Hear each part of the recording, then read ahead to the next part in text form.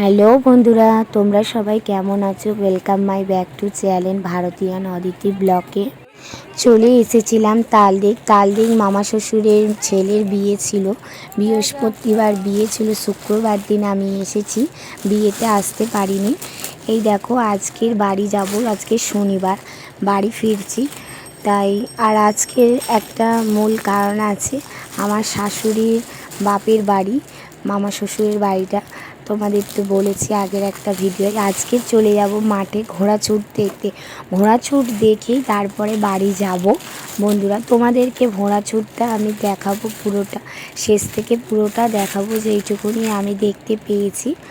দেখো বন্ধুরা, মাঠে চলে এসেছি অলরেডি ঘোড়াছুট দেখবো বলে।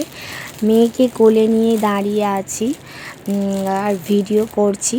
সেরকম খুব একটা ভালো ভিডিও আমি তো করতে পারি না, তোমাদের বলেছি।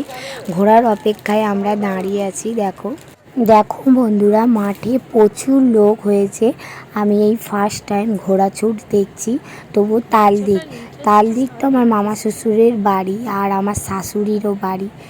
তা শ্বশুর খুব অসুস্থতার কারণে আমার শাশুড়ি আসতে পারে না, এলে হয়তো খুব ভালো লাগতো, কিন্তু কি করা যাবে, শ্বশুর তো খুব অসুস্থ, তাই বাড়ি থেকে উনি বেরোয় না।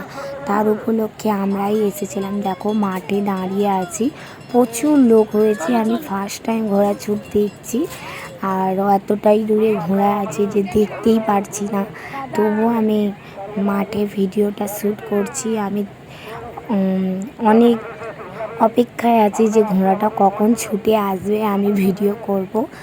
যেইটুকুনি আমি ভিডিও করেছি তোমাদের সবটুকুই দেখাবো বন্ধুরা। ঘোড়াছুট দেখতে যে এতটা পরিমাণে মানুষজন হয় আমি কোনো দিনের জন্য দেখিনি, এই ফার্স্ট টাইম এই মাঠে দেখছি। আমার খুব ভালো লাগছে।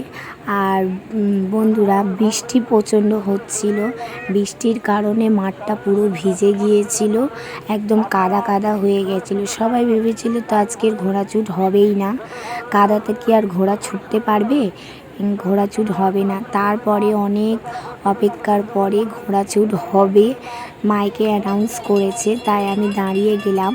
আমি চলে যাব, আমার বাড়ি তো সোনারপুরে ট্রেন ধরেই যাব, ট্রেনে করে চলে যাব। তাই আমি ভাবলাম তালদিক তো কোনো দিন আমি ঘোড়াছুট দেখিনি, এসেছি যেখানে একটু ঘোড়াছুটটা দেখেই যাই। আর কবে দেখতে পাবো তার নেই ঠিক, আবার আসা হবে কি হবে না। বন্ধুরা, ছেলে মেয়েদের স্কুল হওয়ার পর থেকে আর কোথাও সেরকম ঘুরতে যাওয়া হয় না, তাই এই ফার্স্ট টাইম এসেছি তালদিকে মামা শ্বশুরের বিয়েতে।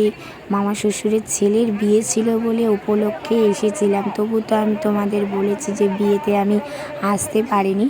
দেখো দূর থেকে ঘোড়াগুলো কিন্তু বন্ধুরা দেখা যাচ্ছে, আমি ক্যামেরা জুম করে তোমাদেরকে ঘোড়াগুলো দেখাবো বলে ফটোটা শ্যুট করছিলাম। দেখো দূরে ঘোড়াটা এসেই গেছে, প্রায় মাঠে দূরে আছে।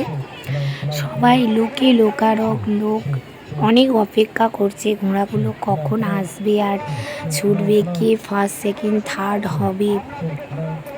তা বিকেল হয়ে গেছিলো বন্ধুরা, দেখো, আর বৃষ্টিও খুব পড়ছিল, আকাশটা মেঘলা হয়ে আছে।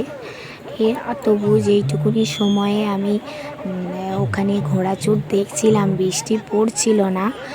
দেখো অনেক ধৈর্যের পর কিন্তু ঘোড়াগুলো অনেক দূর থেকে ছুটছে, মানে এতটা পরিমাণে দূরে আছে যে ঘোড়াগুলোকে দেখাই যাচ্ছিল না। বন্ধুরা ভিডিওটা দেখতে থাকো, ঘোড়াগুলো প্রায় সামনে চলে এসেছে। দেখো কি সুন্দর ঘোড়াগুলো ছুটছে, আর ছোট ছোট সব মানুষগুলো দেখা যাচ্ছে ক্যামেরায়। আর দেখো বন্ধুরা, ঘোড়ার পিঠে একদম বাচ্চা বাচ্চা ছেলেরা ঘোড়া পুরো ছুটিয়ে নিয়ে যাচ্ছে, এই আমি ফার্স্ট টাইম দেখলাম।